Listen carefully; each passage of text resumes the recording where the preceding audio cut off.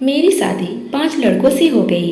शरीर में हट्टे कट्टे और मैं बिल्कुल दुबली पतली। उन सबको कैसे संभालती।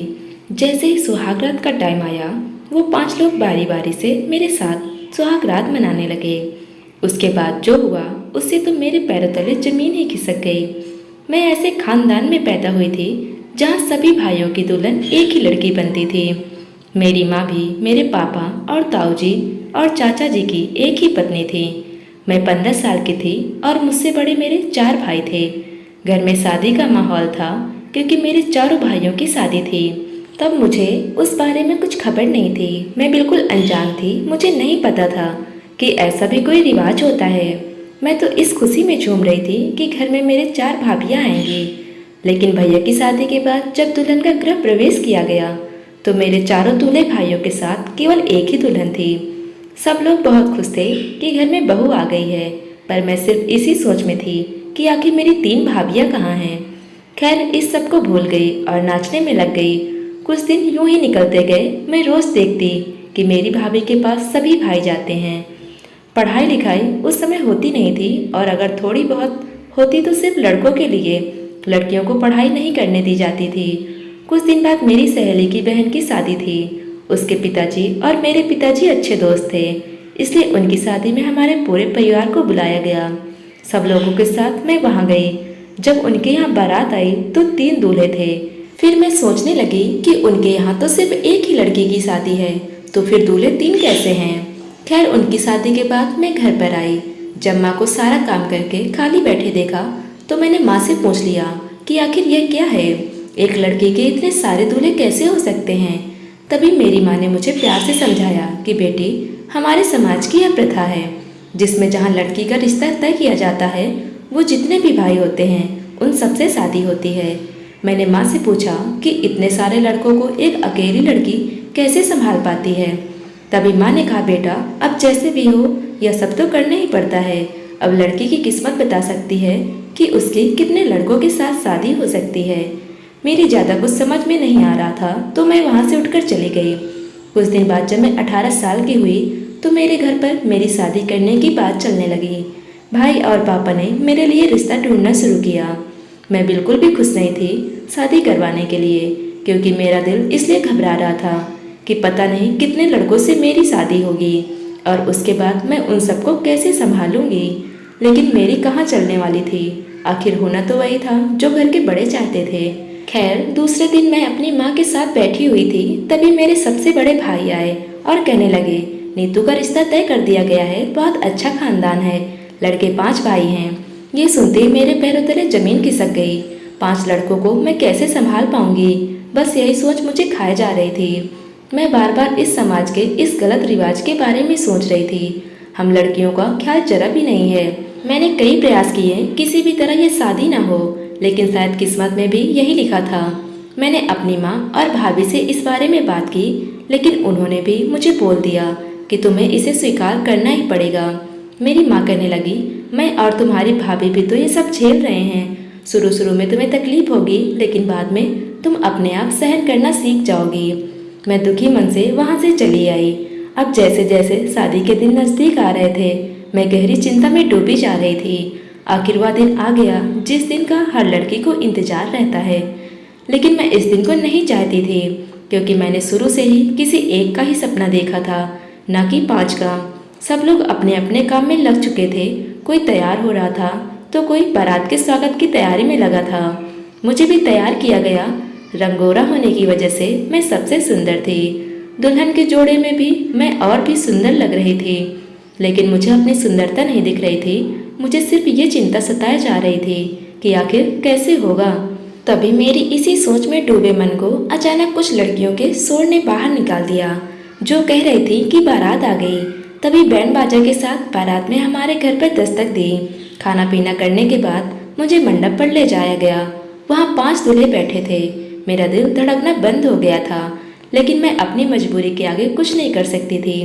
तभी उन 5 ने बारी बारी मेरी मांग में सिंदूर लगाया और एक बड़ा सा मंगलसूत्र एक साथ मेरे गले में पहना दिया। फिर फेरों के लिए उन 5 के साथ मेरा पल्लू बांध दिया गया और फेरे करवा दिए गए। फिर हमारी शादी पूरी हो गई। मुझे अपने कमरे में ले जाया गया, जहाँ कुछ महिलाओं के साथ मेरी भाभी और माँ थी। उन्होंने मुझे कहा कि देखो बेटा, अब से उन पांचों के साथ ही तुम्हारा संसार है। तुम कभी भी उन लोगों को निराश मत करना, ना ही कभी उनकी सेवा में कोई कमी रखना। हम सबकी हमेशा लाज रखना। उनकी यह सब बातें मुझे अंदर से झकझोर रही थी। मैं चाह कर भी अपने ससुराल नहीं जाना चाहती थी, लेकिन मैं इस प्रथा की जंजीर में इस कदर जकड़ी हुई थी कि क्या करती। अपने आप को आज़ाद नहीं करवा सकती थी। खैर, विदाई का समय हो चुका था। सब लोगों से मिलकर मैं अपने ससुराल के लिए निकल गई। ससुराल पहुंचकर सब लोगों ने रस्में पूरी की और मुझे खाना खिलाया। इतनी सुंदर बहू पाकर मेरे सास ससुर बहुत खुश थे। जो लोग भी आए हुए थे सब लोग मेरे ही चर्चे कर रहे थे, लेकिन उन लोगों की तारीफ का मुझ पर कोई खास असर नहीं पड़ रहा था जो मेरी चिंता दूर कर सके। अब रात हो चुकी थी। फूलों से सजी और इत्र की खुशबू से भरे कमरे में मुझे ले जाया गया। मुझे घूंघट निकलवाकर वहां बैठा दिया गया।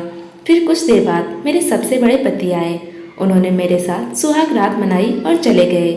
मैं दर्द से कराह रही थी, लेकिन फिर भी मैं खुद को संभाला और अपने कपड़े सही किए और फिर से बैठ गई।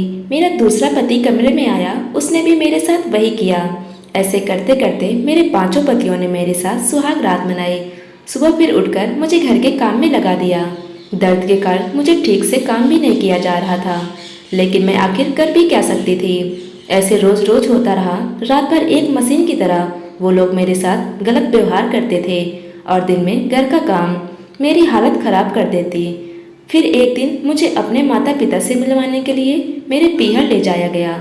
वहां जाकर मैंने सब लोगों से मिलकर बहुत खुशी महसूस की, लेकिन मैंने अपनी भाभी को सब कुछ बताया तो उन्होंने मुझे दिलासा दिया और कहा, मैं तुम्हारे भाइयों से इस बारे में बात करूंगी। तभी मेरा वापस जाने का समय हो गया। मैं अपने ससुराल चली गई। उधर मेरी भाभी ने मेरे भाइयों से बात करके मेरी सास को बोला कि हमारी नीतू बहुत कमजोर है, वो एक साथ पांचों लोगों के साथ संबंध बनाने में अभी सक्षम नहीं है, तो आप थोड़ा दया करें उस पर। फिर मेरी सास ने मेरे पांचों पतियों के दिन बांध दिए कि एक पति एक ही रात को मेरे साथ रह सकता है, और इस तरह हर पति को हफ्ते में एक बार ही मेरे साथ आने की बारी आती थी। अब मैं कुछ ठीक होने लगी थी, क्योंकि अब रोजाना सिर्फ एक पति ही मुझसे संबंध बनाता था। लेकिन मेरे सबसे छोटे पति बाकी सबसे अलग थे। वे मुझे समझते थे, मेरे मूड का भी ध्यान रखते थे और मेरी हर तकलीफ को समझते थे। जब कभी मेरी तबीयत ठीक न होती तो वो मेरा ख्याल रखते थे। मैं भी उनसे सबसे ज़्यादा प्यार करती थी, क्योंकि सिर्फ वही थे जो मुझे अपना मानते थे। अब धीरे धीरे हम दोनों एक दूसरे के सपने देखने लगे। मेरे सबसे छोटे पति को अब बिल्कुल पसंद नहीं होता था कि उनके बड़े भाई मुझे छुए, लेकिन उनकी और मेरी एक न चलती थी। आखिर उनकी भी पत्नी थी मैं। एक दिन मेरे सबसे बड़े पति ने मुझे कहा कि तुम राहुल यानी कि मेरे सबसे छोटे पति को इतना क्यों प्यार देती हो? आखिर हम भी तो तुम्हारे पति हैं, हमें तो तुम इस तरह से प्यार कभी नहीं करती। मैं उन्हें कुछ नहीं बोल पाई। फिर उन्होंने गुस्से से मुझे पीटना शुरू कर दिया और गलत व्यवहार मेरे साथ किया। मैं दर्द से कराहती रही, लेकिन उन्होंने मुझ पर बिल्कुल भी दया नहीं की। इस तरह से उनकी तरह मेरे बाकी पतियों को भी मेरा राहुल के साथ प्यार बिल्कुल भी पसंद नहीं आता। वो भी मुझे मार पीट का शिकार बनाने लगे। राहुल को यह सब बिल्कुल भी पसंद नहीं आ रहा था, लेकिन वो बेचारे करते भी क्या। एक दिन मेरे मायके से संदेश आया कि मेरे भतीजा हुआ है, तो मुझे वहाँ बुलाया गया है। मेरे सास ससुर ने मुझसे कहा, कल तुम अपने मायके चली जाना, तुम्हें राहुल छोड़ आएगा और 2 दिन बाद वापस ले आएगा। मैं खुश हुई, क्योंकि कम से कम 2 दिन तो मैं उन हैवानों से छुटकारा पाऊंगी। उस रात राहुल की बारी थी मेरे कमरे में आने की। रात होते ही राहुल मेरे कमरे में आए। मैं उन्हें देखकर कपड़े उतारने लगी। तभी राहुल ने मेरा हाथ पकड़ लिया और मुझे आराम से बैठाया। मुझे कुछ समझ नहीं आ रहा था।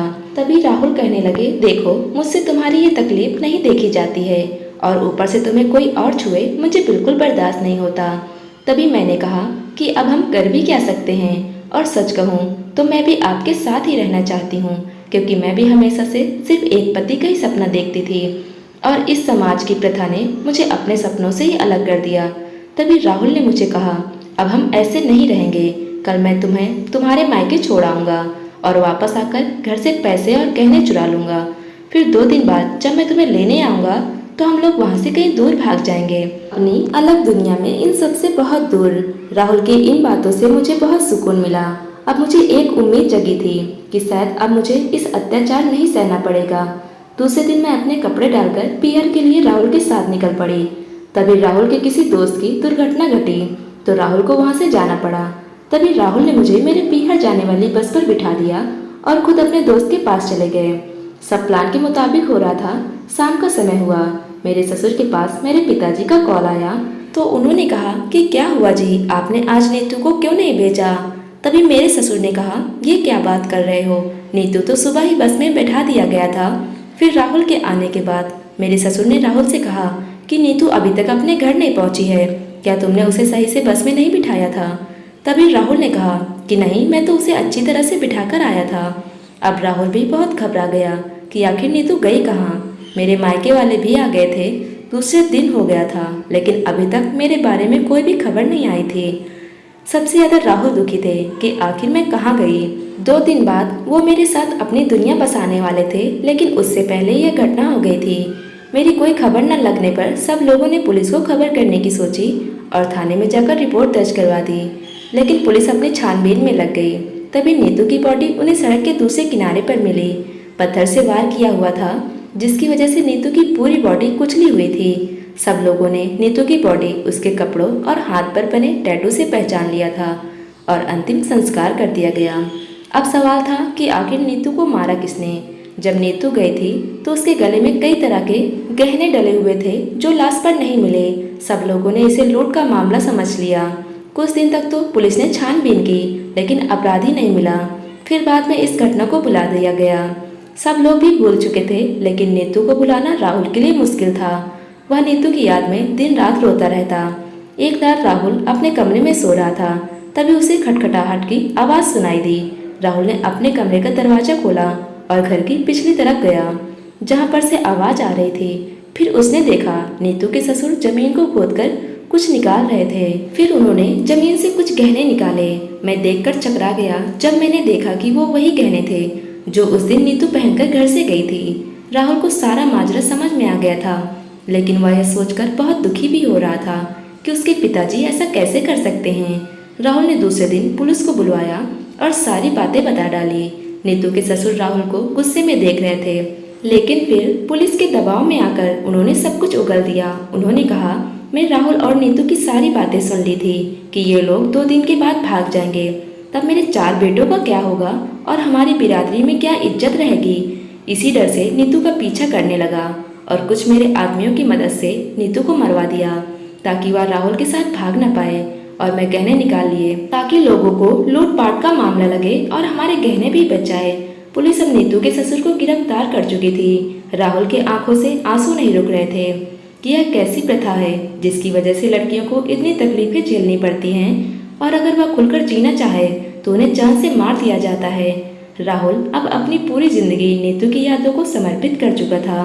यह एक काल्पनिक कहानी है। इसका हमारी जिंदगी में होने वाले किसी भी चीज़ से कोई ताल्लुक नहीं है। दोस्तों, उम्मीद करते हैं आज की कहानी आपको पसंद आई होगी। कहानी पसंद आई हो तो वीडियो को लाइक करें, चैनल पर नए हो तो चैनल को सब्सक्राइब कर लें। धन्यवाद दोस्तों।